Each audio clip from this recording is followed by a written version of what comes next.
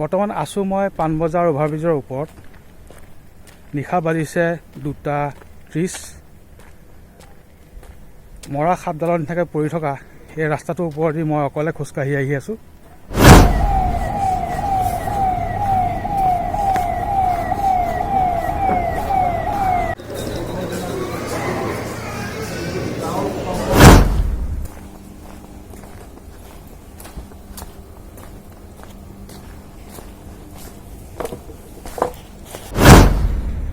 একাপ কফি আনন্দ লোৱা যাওক।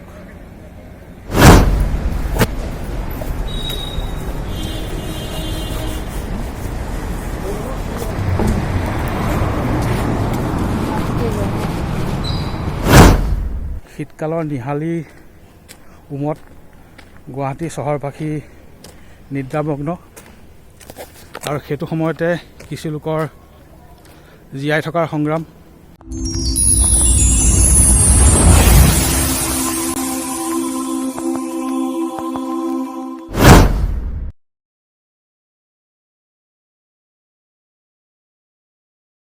হাই friends, welcome back to channel.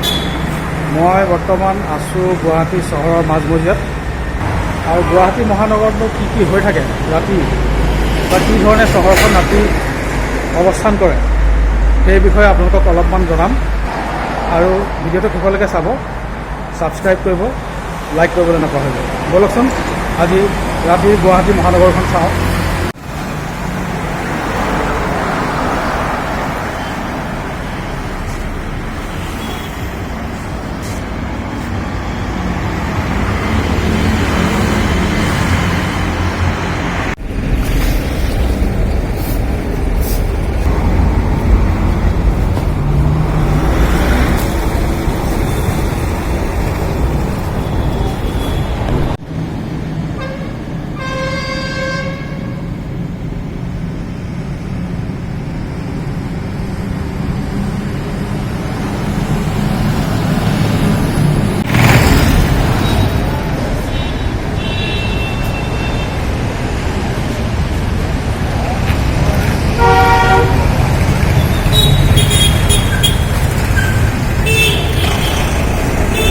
দাদা, ইয়াত কি কি পোৱা যায় আপোনালোকৰ?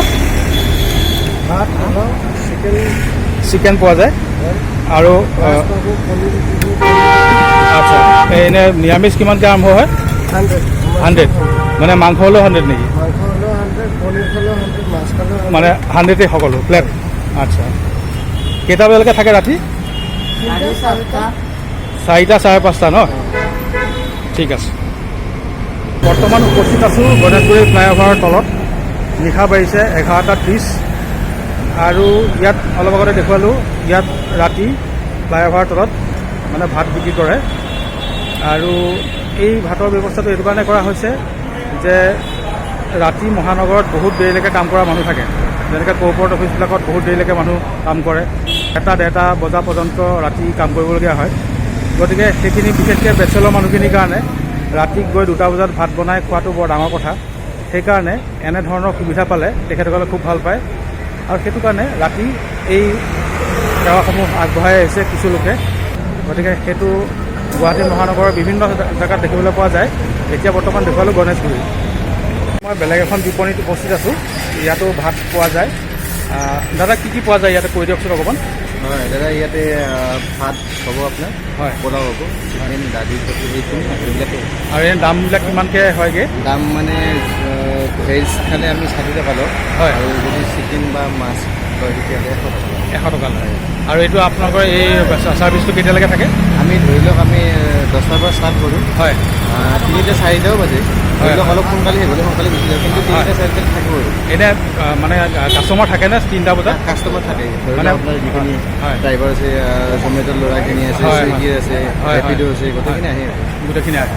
হয়, এইটো আপোনালোকে বৰ ভাল এটা সেৱা মানে প্ৰদান কৰিছে। মানে সাধাৰণতে এইসকল লোকৰ কাৰণে ৰাতি ভাত সাজ বৰ ডাঙৰ কথা হৈ যায়, কাৰণ ইমান দেৰিকৈ কাম কৰি আহি তেওঁলোকে ঘৰত গৈ বা তেওঁলোকৰ কোঠাত গৈ পেলাই ভাত বনাই খোৱাতকৈ সহজ কথাও নহয়, বজাৰ চজাৰ কৰিবলৈ সময়ো নাথাকে। গতিকে আপোনালোকৰ ইয়াতে এসাঁজ খাই পেলাই শান্তিৰে গৈ ঘৰত শুবগৈ পাৰে। হয়, ধন্যবাদ জনাইছোঁ আপোনাক। ঠিক আছে।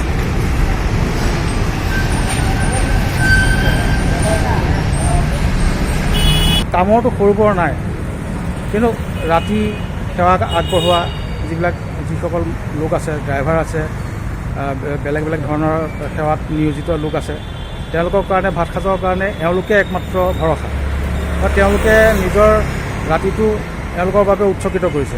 গতিকে এইটো এটা বৰ ডাঙৰ কথা।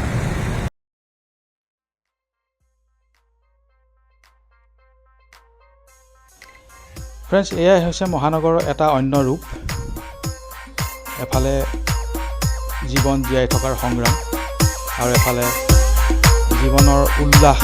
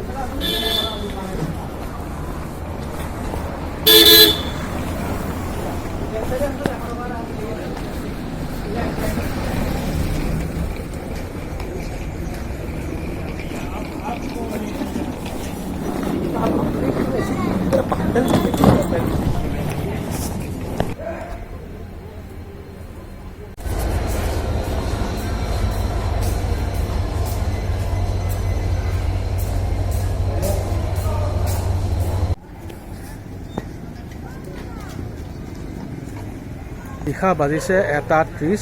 বৰ্তমান উপস্থিত আছোঁ গুৱাহাটী ৰেলৱে ষ্টেচনত। যিহেতু ৰাতি 1:30 বাজিছে, গতিকে যাত্ৰীৰ সংখ্যা অলপ কম। গোটেই ষ্টেচনটো মোটামুটি খালী নহ'লেও খালী যেন লগা হৈছে।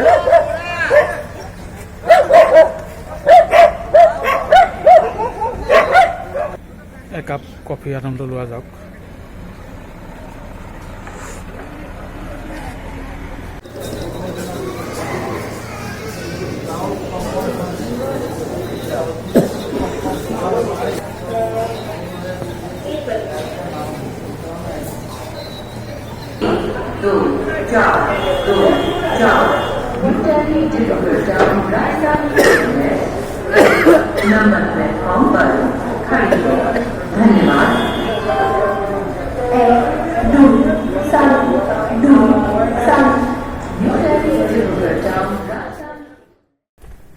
বৰ্তমান আছোঁ মই পাণবজাৰ অভাৰব্ৰিজৰ ওপৰত। নিশা বাজিছে 2:30। মৰা সাপডালৰ নিচিনাকৈ পৰি থকা এই ৰাস্তাটোৰ ওপৰেদি মই অকলে খোজকাঢ়ি আহি আছোঁ। শীতকালৰ নিশালী উমত গুৱাহাটী চহৰবাসী নিদ্ৰামগ্ন, আৰু সেইটো সময়তে কিছু লোকৰ সংগ্ৰাম, জীয়াই থকাৰ সংগ্ৰাম, আৰু সংগ্ৰামৰ মাজতে তেওঁলোকৰ জীৱন যাপন।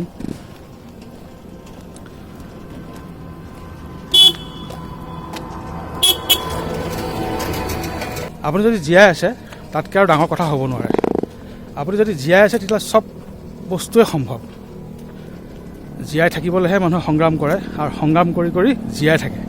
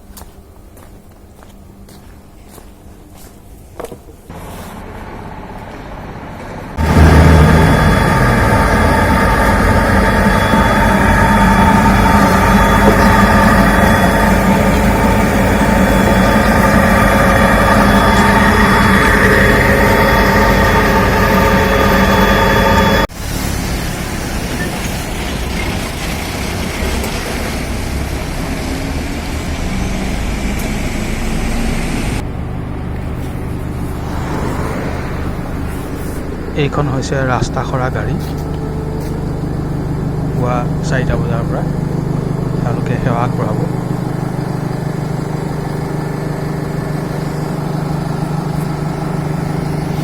ফ্ৰেণ্ডছ, মহানগৰীত ৰাতি বহুত কাম চলে, বিশেষকৈ ফ্লাইঅভাৰৰ কামবিলাক চলি আছে বৰ্তমান, আৰু বিভিন্ন ধৰণৰ কাম চলি থাকে, ৰাস্তাৰ কাম চলি থাকে। কাৰণ দিনততো সম্ভৱেই নহয়। যিটো ৰাস্তা দি মই এতিয়া আহি আছোঁ, এইটো উলুবাৰী অভাৰব্ৰিজৰ ওচৰৰ ৰাস্তা। এইখিনিত দিনততো আপুনি BAD বাট পাবলৈ নাই, আপোনাৰ খোজ কঢ়া মুস্কিল, গাড়ী চলোৱা মুস্কিল, ইয়াত সম্ভৱেই নহয়। কিন্তু এতিয়া একেবাৰে খালী, একোৱেই নাই, চুমচান বুলি যে কয় সেইটো। এয়াই হৈছে মহানগৰৰ জীৱন। এটা গানলৈ মনত পৰিছে, তেজাব বোলছবি গানটোলৈ মনত পৰিছে, চো গয়া ইয়ে জাহা চো গয়া আসমা। আপোনালোকৰ মনত পৰিছেনে বাৰু? ঠিক আজি তেনেকুৱা এটা এক্সপিৰিয়েঞ্চে কৰি আছোঁ এতিয়া।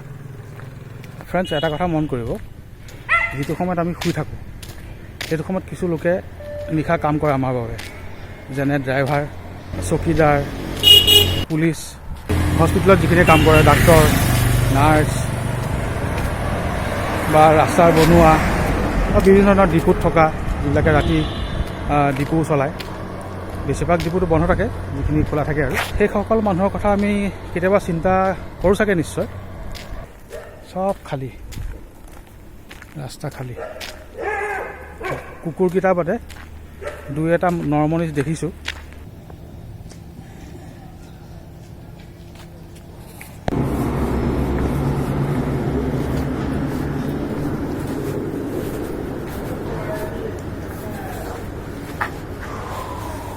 আছোঁ পল্টন বজাৰ।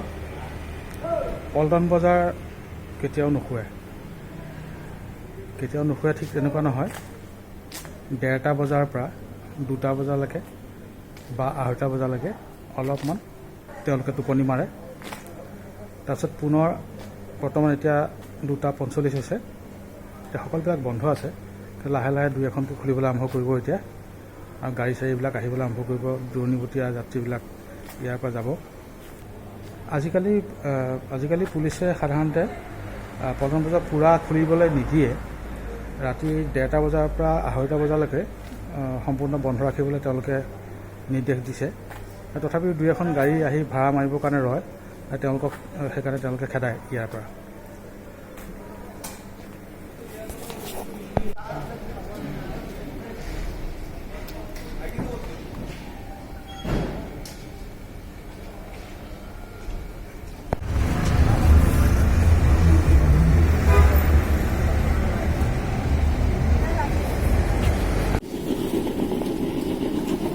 কেইটা বজাৰ পৰা খোলা দোকান? বেছি টাইম হোৱা নাই। হয় নেকি? কেইটা বজালৈকে, মানে ৰাতিপুৱালৈকে থাকিব আৰু 7টালৈকে থাকিব।